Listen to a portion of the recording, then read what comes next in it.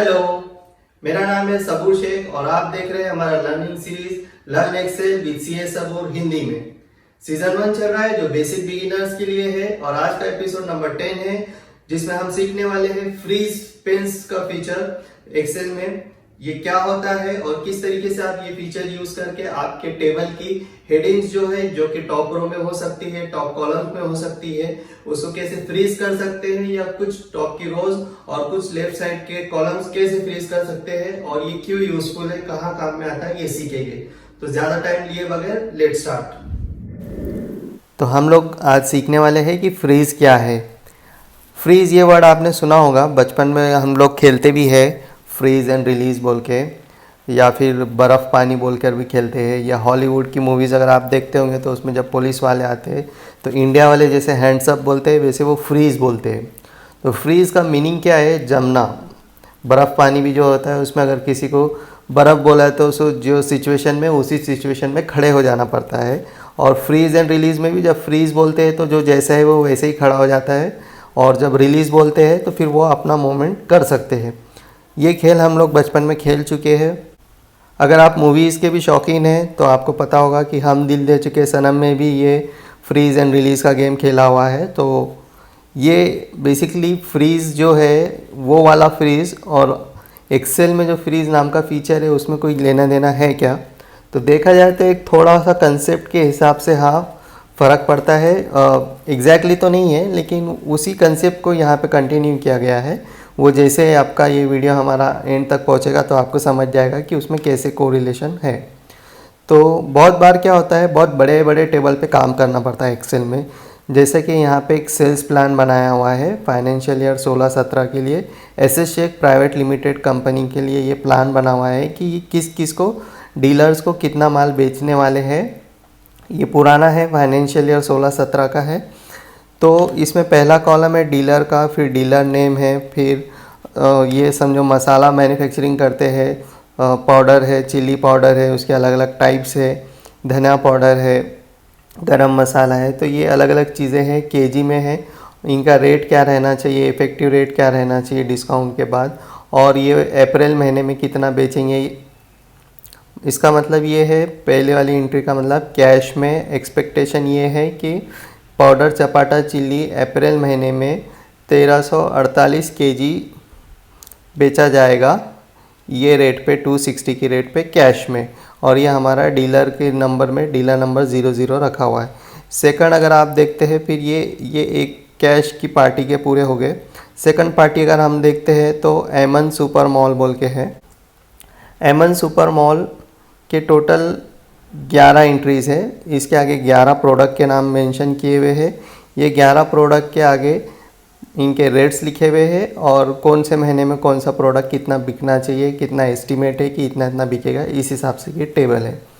और ये टेबल आगे अगर आप देखते हैं, अभी ये डेटा से हमको डायरेक्टली कोई लेना देना नहीं है, लेकिन यही डेटा का एग्जांपल हम आगे भी जो दूसरे फीचर से सीखते टाइम यूज़ करने वाले हैं, इसके लिए ये टेबल को इस बार ही एक्सप्लेन कर रहा हूँ। अगले बार शायद थोड़ा शॉर्ट में एक्सप्लेन करेंगे।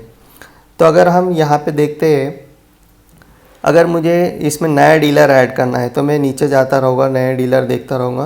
तो ऐसे कितने डीलर है? बहुत ज़्यादा डीलर है। अब मैं समझो ये लास्ट डीलर तक पहुँच गया हूँ। ये रो नंबर अगर आप देखते तो रो नंबर एक्सेल का है 1665 और यहाँ पे 1661 ये सीरियल नंबर है हमारे टेबल की लाइन का। और टोटल 151 डीलर हो गए। लास्ट डीलर सहूलत बाज़ार स्टोर्स, उनका भी सेम वैसे ही है। 11 बार उनका नाम लिखा हुआ है, 11 अलग अलग प्रोडक्ट्स के मेंशन किए हैं और उनको कितना कितना बेचेंगे। सहूलत बाज़ार वाले कुछ भी नहीं खरीद रहे इस बार हमारे से, ऐसा लग रहा है आपको, क्योंकि हर जगह 00 का एस्टिमेट किया हुआ है।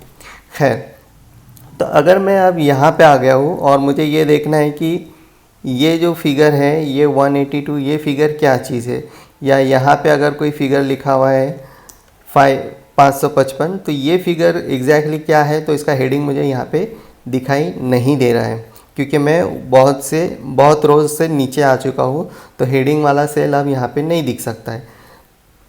ये हम देख चुके थे। जैसे जैसे हम नीचे जाते हैं तो स्क्रीन पे जितने सेल्स दिखाई दे सकते हैं उतने ही दिखाई देते हैं, लेकिन काम करते टाइम अगर मुझे डेटा फिल करना है तो मुझे यहाँ अगर हेडिंग ही नहीं दिखाई देगी तो काम करना मुश्किल हो जाता है।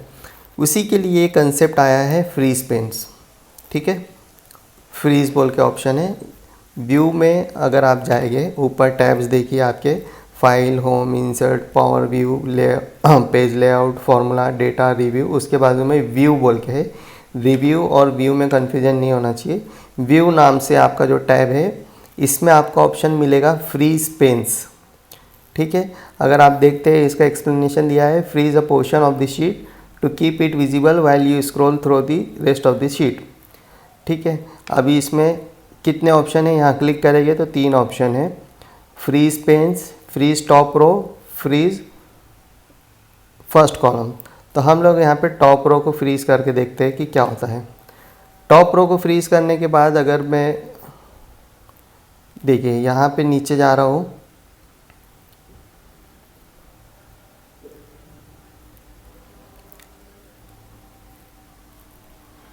जैसे जैसे मैं नीचे जा रहा हूँ आप देख सकते हैं कि सीरियल नंबर फिर से देखते हैं 1 से स्टार्ट हो रहा है। अगर मैं, और नीचे 21 है, अब स्क्रॉल करके माउस से नीचे आके 21, 22 पे आ गया तो यहाँ से 1 गायब हो गया, 2 गायब हो गया, लेकिन हेडिंग दिखाई दे रही है। मतलब हमारा स्क्रीन नीचे जा रहा है लेकिन उसने हेडिंग को फ्रीज कर दिया है। तो जो पहला कॉलम है वो, पहली जो रो है वो फ्रीज हो चुकी है। अब मैं कितना भी नीचे जाऊंगा, लास्ट लाइन तक भी इस तरीके से अगर मैं आता हूँ तो मुझे हेडिंग दिखाई देती है। तो मुझे यहाँ पे आने के बाद समझ में आएगा कि ये 555 जुलाई 2016 का बजटेड या एस्टिमेटेड सेल है। लेकिन अब अगर मैं राइट साइड में जाता जाऊँ और यहाँ आने के बाद मुझे लगा कि ये क्या चीज़ है, यहाँ पे समझो कुछ 77 की फिगर है। तो ये 77 क्या है, अगर मुझे ये समझना है तो मुझे नहीं मालूम हो रहा है कि ये कौन से डीलर का है या कौन से प्रोडक्ट का है। तो इसके लिए क्या हो जाएगा, आपको हेडिंग तो आपके आ गई है लेकिन लेफ़्ट साइड का कॉलम नहीं दिख रहा है। तो अगर आपको लेफ़्ट साइड से कॉलम देखने हैं, अगर मैं यहाँ तक इसको फ्रीज़ कर देता हूँ,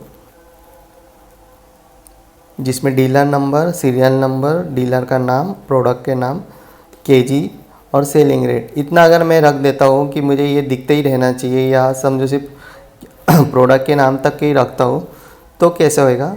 मैं यहाँ आकर अगर अभी ये पहले जो फ्रीज़ किया था उसको अनफ्रीज़ कर देंगे तो हेडिंग वाला ख़त्म हो गया है। अब अगर मैं यहाँ इसको ये कॉलम सिलेक्ट करता हूँ पाउडर का और उसके बाद करता हूँ फ्रीज़ फर्स्ट कॉलम, तो क्या होगा एक बार करके देखते हैं। अब मैं राइट साइड पे शिफ्ट होता हूँ, देखते हैं लास्ट यहाँ पे मार्च 2017 तक दिखाई दे रहा है और ये अप्रैल 2016 से शुरू हुआ है। अब अगर मैं राइट में शिफ्ट हो रहा हूँ तो मेरा पूरा मुझे कॉलम नहीं दिखाई दे रहे। क्यों नहीं दिखाई दे रहे, क्योंकि मैंने क्या ऑप्शन सेलेक्ट किया हुआ है, फ्रीज फर्स्ट कॉलम। और अब हम इसको फिर से अनफ्रीज करते हैं, पावर वाला पूरा कॉलम सिलेक्ट करके देखते हैं और यहाँ से इसको फ्रीज फर्स्ट कॉलम बोल के देखते हैं तो ये क्या होता है, तो भी ये नहीं हो रहा है। एक्चुअली ये फर्स्ट कॉलम को ही फ्रीज़ कर रहा है और फर्स्ट कॉलम हमारा ब्लैंक है।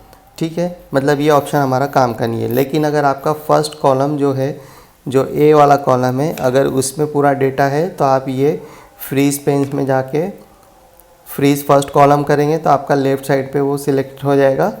जैसे कि यहाँ पे हम लोग लिखते हैं फॉर एग्ज़ाम्पल, अभी चेक करने के लिए, अगर ये फर्स्ट कॉलम फ्रीज़ हो गया है और मैं ऐसा आगे बढ़ता हूँ तो यहाँ पे मेरा टेबल राइट साइड में पूरा खिसक रहा है, लेकिन वो ट्रिपल है मुझे हमेशा दिखाई दे रहा है। तो ये एक कॉलम मुझे दिखाई दे रहा है। लेकिन प्रैक्टिकली जब आप काम करते हैं तो सिर्फ टॉप की रो या सिर्फ एक कॉलम से आपका काम नहीं होता है। अब ये जो टेबल है, ऊपर मैंने हेडिंग वगैरह दे के रखी है तो कुछ रोज़ छोड़ी हुई है, तो मुझे वो रोज़ का कुछ लेना देना नहीं है, मुझे उसके नीचे की रोज़ दिखाई देनी चाहिए और साथ ही साथ मुझे इतने कॉलम भी दिखाई देने हैं। ठीक है, ये यहाँ तक कॉलम भी देखने हैं। तो मुझे 1 2 3 4 और ऑब्वियसली ये लेफ़्ट साइड पे है तो ये भी वहीं पे टिका रहेगा। तो ये 4-5 कॉलम दिखते रहने चाहिए और हेडिंग इतनी दिखती रहनी चाहिए।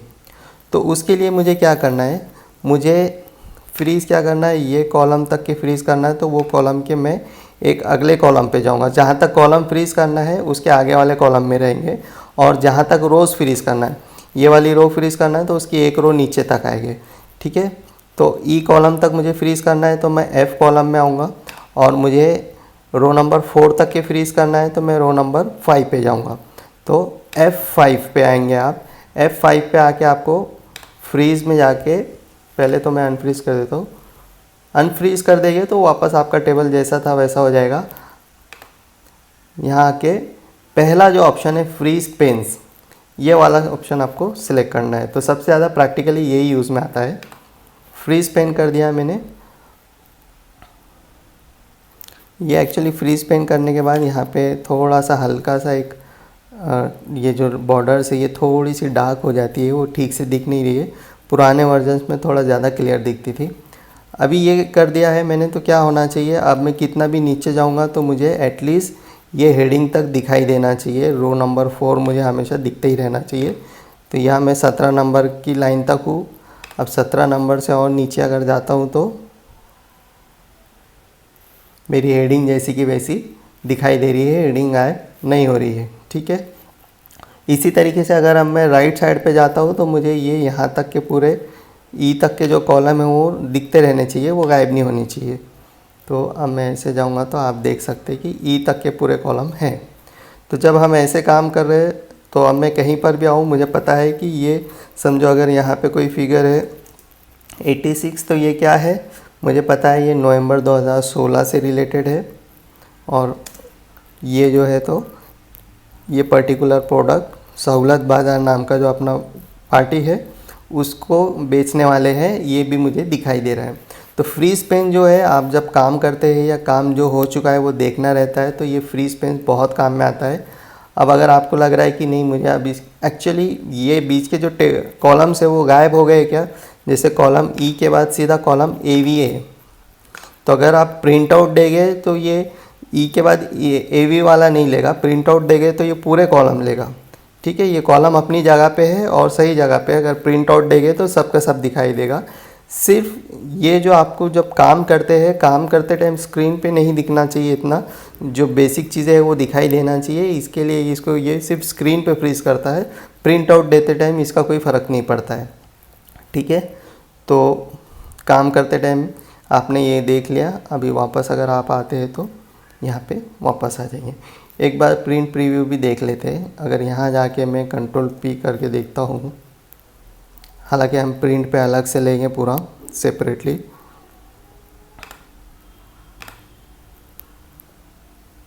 तो आप देखिए केजी के बाद ये जो है पूरा 300 पेजेस बता रहा है। ठीक है, तो ये पूरा का पूरा फ्रीज पेन ऐसे आपके काम में आएगा। इसकी वजह से आपका काम आसान हो जाएगा। यही टेबल हम यूज़ करके आगे दूसरे भी फीचर सीखेंगे कि मैं जो ये पहली लाइन से सीधा सीधा लास्ट लाइन तक आ रहा हूँ, ये कैसा शॉर्टकट है, ये चीज़ें हम मोस्टली नेक्स्ट वीडियो में कवर करेंगे। आई होप कि आपको ये फ्रीज पेन का फीचर समझ में आया है। ये काफ़ी यूज़फुल है और आपका काम काफ़ी आसान हो जाता है, ये फीचर आपको पता है। तो मिलते हैं नेक्स्ट वीडियो में। Thank you.